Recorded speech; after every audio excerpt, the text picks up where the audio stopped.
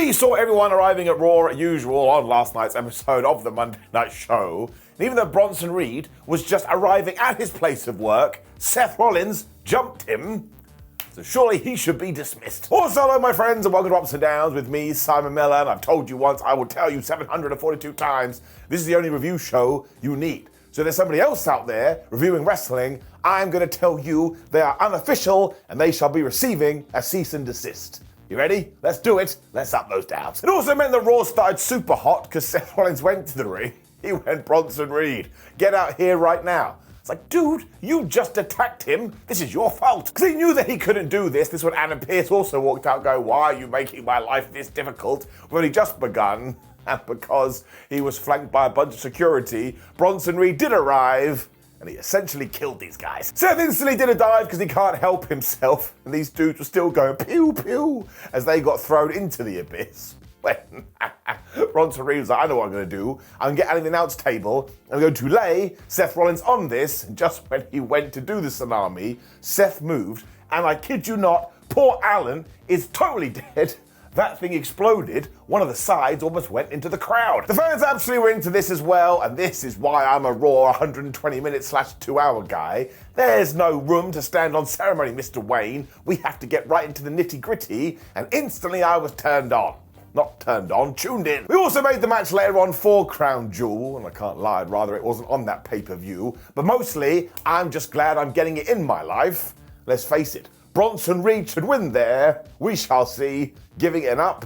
This was like adrenaline in your face. Jackie Redmond was then interviewing Damage Control. IYO SKY and Kairi Sane were all like, we want another shot at the tag team titles. I was like, tough luck, you lost. They're also mad at Jakara Jackson and Lash Legend, who they shall be fighting later on NXT. When Liv Morgan Raquel Rodriguez walked in and essentially went, shoo, we have something to say. Now at first they told Nia Jax she is going to lose out in Saudi Arabia, when they too started talking about tag team action, which is when Damage Control was sort of in the corner. They were like, do you not be horrible to us? Because apparently they were in a Shakespeare play. This is when Raquel Rodriguez kind of trapped them in the corner and Liv Morgan turned into a bully. She kind of stuck her head over the shoulder and went, does that weird laugh she does. Anyway, we are going to get this match later and look at all the teams we do have in the women's division. So let's keep this thing cooking. I mean, I don't think you want to involve Liv Morgan too much in it because she is the women's champion. But whatever we gotta do. We then got a big video for our main event because it is for the Intercontinental title, so we must make it feel super duper big time. When, yes, let's just talk about it, Samantha Irvin is leaving WWE. No, nobody saw that coming, and apparently it was a last minute decision, although it doesn't sound like she is going to AEW. But even if she does, can everyone just calm down? It's just a human being going to a different job. This is the most perfectly normal thing ever. Also, rumors this morning are apparently she wants to focus on her singing career. So good for Samantha Irvin. She was super duper good at ring announcing. I'm sure she's super good at singing. And I just hope she continues to do what makes her happy. It also means wrestling's favorite catchphrase, never say never, gets upgraded to pure facts. Because guess who is back, at least for a little while? It is Lillian Garcia. Sports entertainment is nuts. Joe Tessitore did the big announcement for her too when it was right into the men's tag team title tournament contest match striking facility.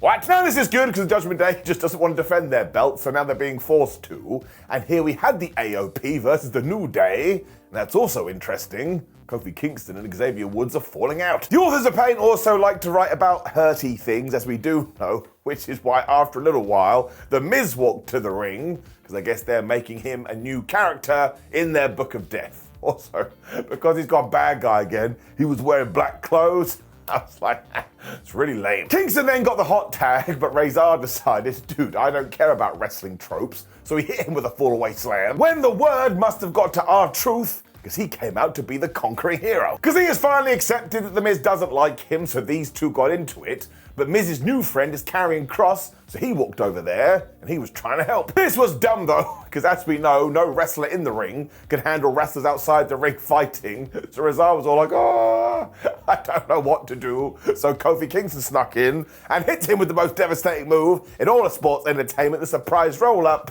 And he got the 1, 2, 3. Now the match was good, so I'm going to give it an up, but I'm also throwing a down in there. because WWE has gone back to over-relying on these shenanigans finishes to the point I sat there going, well, there's no way we're just going to get a winner or a loser. And as soon as you have created those expectations, well, I think you're going down the wrong path. I really did like the New Day winning, though, because, of course, that's going to create a powder keg. And right after this, the Final Testament did start to beat up the good guys. And Xavier Woods was like, no, Kofi, we are not going to help. I want to focus on the tag titles.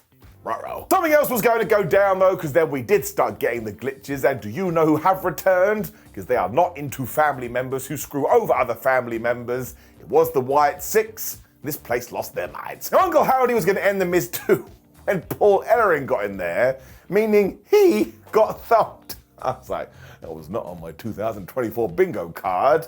I thought Paul's entire role was to walk out and just wave. This really did work for me, though, mostly because you never see the Wyatts, and therefore when you do spy them, it just makes them feel like bigger stars. And I will take the Wyatt Sicks, taking on the Final Testament. I mean, we're not going to be able to understand one promo because it's all going to be spooky wooky, but sometimes I like to be spooked up. Jackie then tried to chat to Adam Pearce when Bronson Reed and Seth Rollins were just fighting, and I really do enjoy this mini story with Adam. He could not control his show. When we cut to a video, and it reminded us what Jey Uso had been done on SmackDown. This was basically telling the Bloodline they do suck. When we cut to a live interview with Jey, he was like, man, here we are in the city of brotherly love, and I haven't got any brothers. I was like, yes, you do. Literally, you have some brothers. You're just not getting on with them right now. Stop being such a negative Nancy. He also promised to defeat Bron Breakker later and continue to hold the IC Championship, so he was lying. When we got our big vignette for Raquel Rodriguez, and basically she was like, listen, I'm evil. I have become a bad guy. And Rhea Ripley, I don't like you very much, mostly because you took out my friend and you cost me my tag team title. It's kind of true. So I am glad that we have addressed this, and let's give Raquel some time. I mean, she's only just gone back to being a heel. Let's not forget, she also had to go through a horrible medical condition. So right now it's okay, but I'm sure that eventually could get promoted to very good. I mean, that's been WWE specialty for the last couple of years. All of a sudden, something just clicks.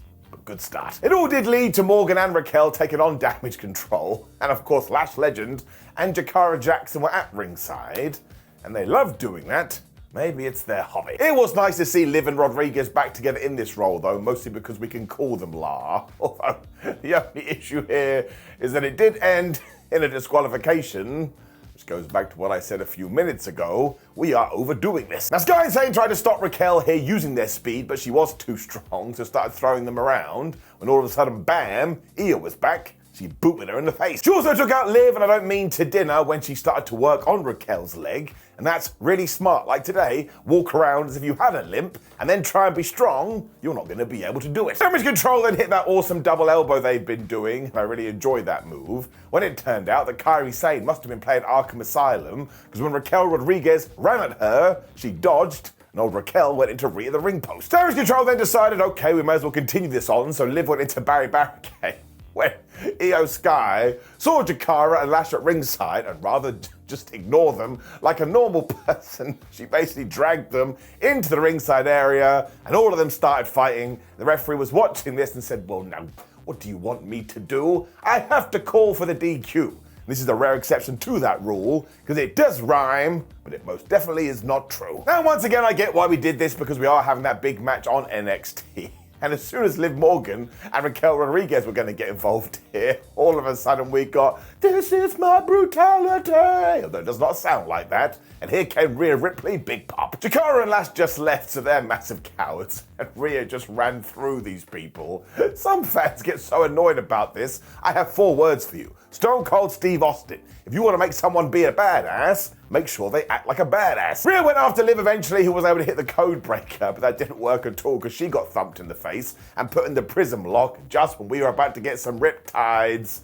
Of course, his was Dominic Mysterio with his moustache, and he made the save. Now, Rhea was able to put him in the prison trap too, as all of these people just roared in approval, and of course, eventually Raquel Rodriguez made the save. But once again, if this is the type of person we want Rhea to be, don't fight it, man. Just go with it, and I really enjoyed it, so I am going to give it an up. And I'm going to tie elements of that match into there too, but yeah, the finish is getting it down. I've already explained myself. I really want to go back to winners and losers. This is when Pearce did lose his temper and made the Bronson Reed versus Seth Rollins match for Saudi Arabia. When we got a War Raiders video, because they're back and they really like production. We then cut to the Judgment Day, and Finn Balor was very worried about Damian Priest because, of course, recently Damo had been talking about going back after the World Heavyweight Championship. Finn was like, I'm not done with him, so I suppose we've got to watch this space. Dominic then weighed in because he's now thinking about that championship and why can't he defeat Gunther, which is when Carlito and JD McDonough laughed. I was like, man, you should not have done that. Now, I think the heat is going to go to Kyle because Raquel was like, man, what do you even do here? He was like, I bring cool to the Judgment Day. When that didn't fly, it's like, don't worry, I'm the fixer. So maybe he's going to go sort out some shelves. Either way, he is going to fix something. That's a bit like, Raquel, who the hell are you?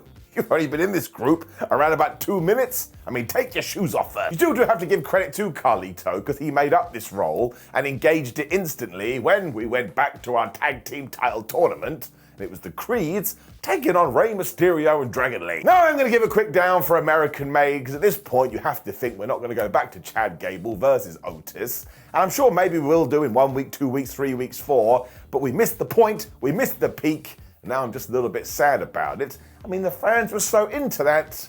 Then we just decided to forget about it. It's really weird.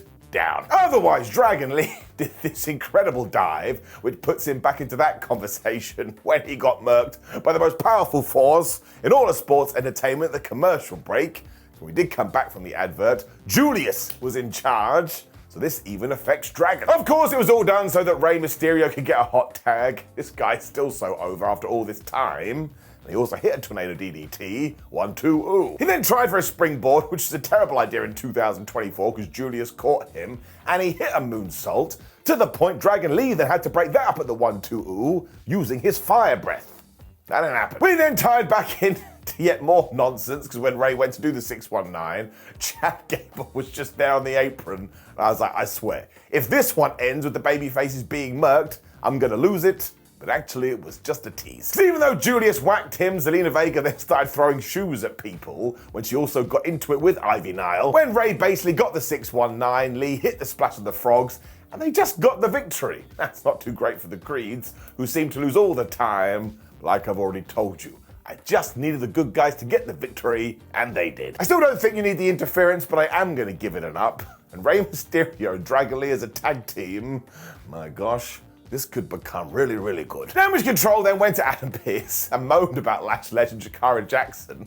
I was like, guys, I saw what happened. This is most definitely on you. Carlito then walked in as IYO SKY and Kairi Sane were leaving, and he actually dropped the line, well, I better go and learn Chinese. And I'm sorry, I think this was totally misjudged. Now listen, there's going to be people placed in far better positions than me to talk about this, but I don't think you should be making racist jokes on WWE TV. Just don't think wrestling is nuanced enough for that. And also, this came and went so fast, it was a total hit and miss. Now look, I'm not going to give it an up or down, because some things are way more important. Let's not do that again. Carlito did try and get Adam Pearce to book Gunther versus Dominic Mysterio, but Adam Pearce just went, ha ha ha, I'm not going to do that. But we all know the deal. You can break Adam Pearce in about 3 seconds if you do make enough noise. He said, fine, next week, Dominic can take on a former world champion. If he wins that, he gets the shot. I'm like, who could that be? I guess it's Damian Priest. Carlito did thank him though, and then said, I like your new haircut. I was like, really funny, Kyle. I can't wait till Mother Nature kicks your ass. Although you do have a lot of hair. But now I'm hoping. You don't have to figure as well, this is the start of Carlito getting booted out of the Judgment Day, which does kind of leave him in a very precarious position. But you know the deal, we wait and see. We got a Bron Breakker interview after this too, and he was like, I don't care about Jey Uso's family. Also, I didn't come to Philadelphia to eat a cheesesteak. I was like, thanks for telling me that, Bron. I was worrying about your diet. The point is, he's only here to get the Intercontinental title from Jey, and while he does respect him, he is way too not focused because he's dealing with his family, but that ain't Bron's problem. He's coming for his belt. We then had a quick interview with Gunther, who addressed Cody Rhodes, and as always, he was like, yeah, sure, I like him, but what a mess of a person. I mean, look what happens to all of his friends. He also doesn't like the fact that Rhodes mentioned his daughter, because man, it's just drama, drama, drama.